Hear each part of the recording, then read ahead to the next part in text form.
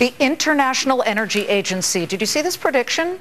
Says that the U.S. will become the world's largest oil producer in just 5 years.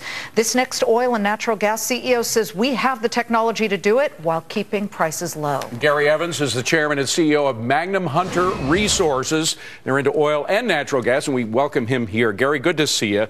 Gary, you know how it goes. Whenever we find something of value, immediately the government comes in and wants to tax it more if they haven't taxed it at all yet. Carbon tax, the subject was raised today with the president. Do you expect, are you working into your projections the possibility of having to pay more in taxes to the government?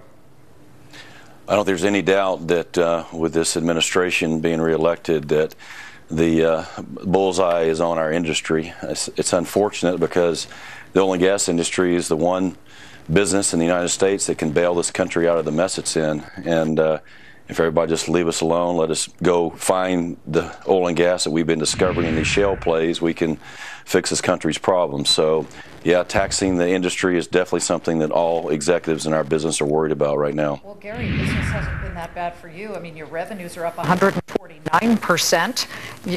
Okay, let me stand next to David. My mic is dead for a moment. All right, you want to take it, David? Yeah, we're going to fix Liz Clayman's mic right here. One question that I have is about the question, which is a bigger part of the industry for companies that are doing fracking of shale, whether it's oil or gas. Right now, everybody thinks of natural gas when they think of fracking. But is actually oil the real bonanza here? Well, the beauty of these shale plays that we've discovered, I mean, we've always known shale existed in the earth. It's just that we didn't have the technology to drill them horizontally or fracture stimulate them so that we could extract the oil and gas out. So we got so good in the last 4 or 5 years at finding new natural gas in plays like the Haynesville, the Barnett, and the Fayetteville, and the Marcellus now, is that gas prices, we drove them down for over $10 an MCF, down to $2 this past year. So the United States and the U.S. consumer is enjoying the lowest gas prices of any country, any citizen in the world, because we've been able to find so much of it. So because of that fact, oil and gas companies have taken their capital and gone to use that same technology in the oil reservoirs. And that's why you're seeing fields like the Eagle Ford down in South Texas and the Bakken up in North Dakota and Saskatchewan take off like they have. That's interesting. But, okay, so Gary, let me go back to this. At the International Energy Agency, and this is what we began with, is saying that the U.S. will overtake, it almost seems unbelievable, the U.S. will overtake Saudi Arabia as the top oil producer in just 5 years. To what do you attribute that? I mean, you started off by taking a real swat at this administration, and yet, as I mentioned, you've done really well under this administration with great revenues, and the overall industry is really charging ahead to be able to do this, whether it's on private rights land or not. No, we've done really well despite this administration.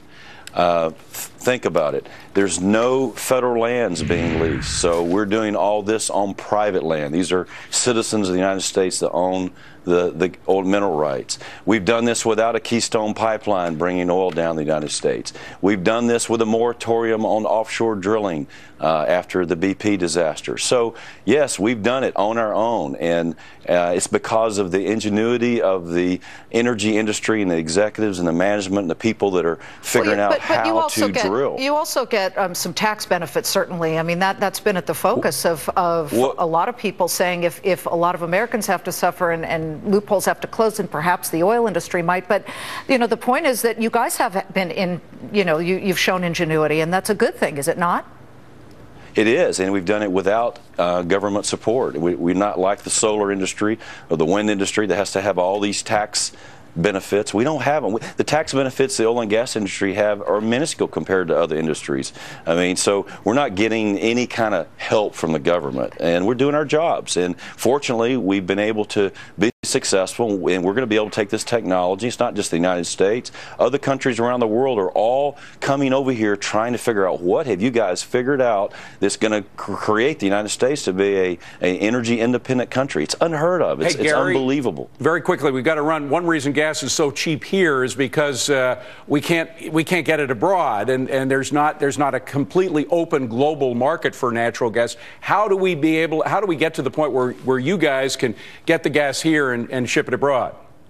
Well, we got to have LNG facilities, liquefied natural gas. I mean, we're selling natural gas today for about $3.50 to $3.70 an MCF.